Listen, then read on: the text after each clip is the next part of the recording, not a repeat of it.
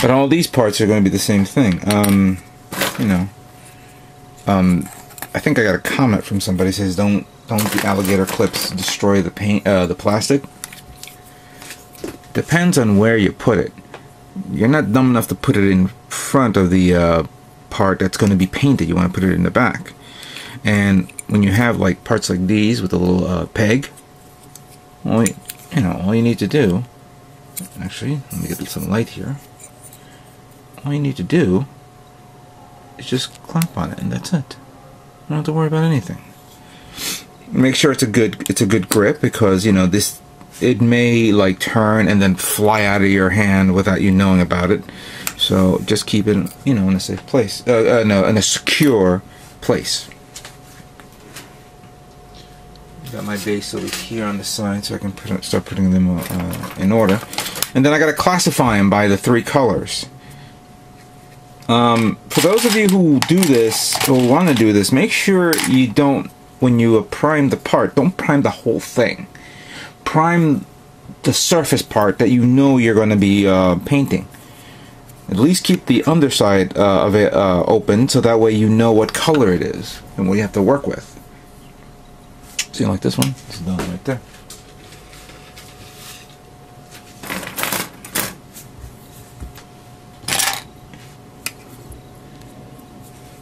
This is going to be, of course, time consuming. But then again, model building has always been time consuming, and you have to have a little bit of patience. So let me start making my little porcupine base right here, and we'll move on to the next part. Alright guys, I completely forgot to mention some things. As I was reviewing the manual, it was obvious that I cannot paint pretty much every part to the colors that I want. Because then I ran into a problem, a weird problem like this last year with the Destiny, and I wanted to get parts already pre-built that I know I don't have to worry about it once it's been airbrushed and everything like that. So, like for example, this joint here, which is actually the elbow joint, which is 4 parts right here. I got them assembled and I sanded down a bit, so they're ready to go. All I need to do is prime them and then paint them. Some other parts, like the shoulder, like portions of the shoulder support armor, pretty much doesn't need to be assembled, but it has to be assembled either way. But something like this, I'm gonna paint it like as is. And then right here, I'm reviewing the lower arm portion of the kit. Apparently these two can be assembled without me worrying about it later on. So I can do this now and then get it out of the way. Now this kit does not have those features like in master grade kits where you can actually expose the armor. So that's why I'm kind of like advancing myself here right now, and I don't have to worry about it later. And then I want to get myself a good grip. That should be fine. Now I did run into a bit of a problem, or not, I wouldn't call it a problem, more of a concern. And it's these. Now I'm going to put them together, and obviously you could see that I have the recess lines here, which I'm going to have to cover them, you know, paint, glue them together so they can bond together firmly, and give it maybe a little bit of putty and then sand it down. But there's a drawback. As you can see, this is the actual physical connection of the arm of this. So once I do this and then paint it, the minute I try to open this up, it'll damage the paint. So what I plan to do is, I guess, this is really making it tough for me, because I want to get those parts painted first. So I gotta get those painted first and then assemble this, cover it with tape, and then paint it, you know, prime it, paint it, and done. So that's something that has been kind of like bugging me for it, because I want to get rid of those recess lines right there. I've always had this problem with shoulder armors on older kits.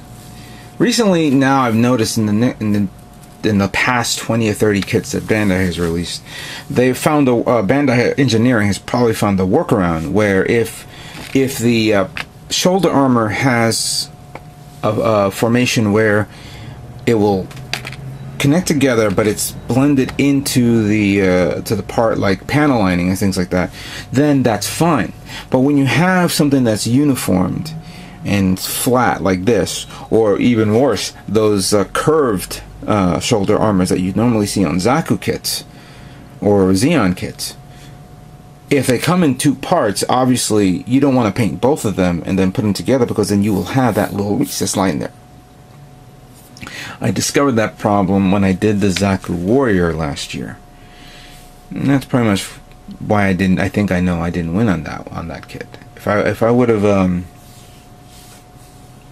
have foretold what's going to happen, I would have spent a little bit more time. But for this, I have that problem with this guy. On top of that, I have to put the fabric on, which is that, you know, which in the let me see if I could do it here so I can show you guys. You put these two here, and then you fold it up. Then you have an effect where it came with some sort of you know, some sort of like a cape type thing under it, and then it just ripped. So at first I thought, I'm screwed. But then I say to myself, you know what? Why don't I just cut it here, or make a cut there, and then put it in, and then just glue it on. Makes sense, right? Doesn't have to be the way that the instruction manual has to say. So I have to figure that out for the shoulder armor and the hips, because the hips also have that issue as well. I don't consider it an issue, more like a bit of an annoyance, but I'll figure that out either way. So let me just move on and start assembling some of the parts, and then I'm going to begin priming. Okay, all the parts are in their individual trees, minus the shoulder armor and the head, which I'm waiting for the red part to finish drying. But in the meantime, I want to get these painted first, in which case by then I'll move over to the head. So I did started to pre-build some of the parts, as I mentioned before. Like this one is actually the body unit. Portion of the body unit right there. I don't know if you guys can see that. The outside armor doesn't have to be pre-built, other than actually none of them have to be. This one, as you can see, is ready to go.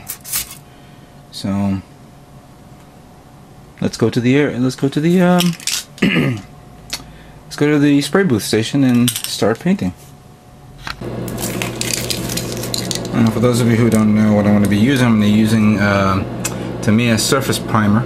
This is gray for plastic and metal parts.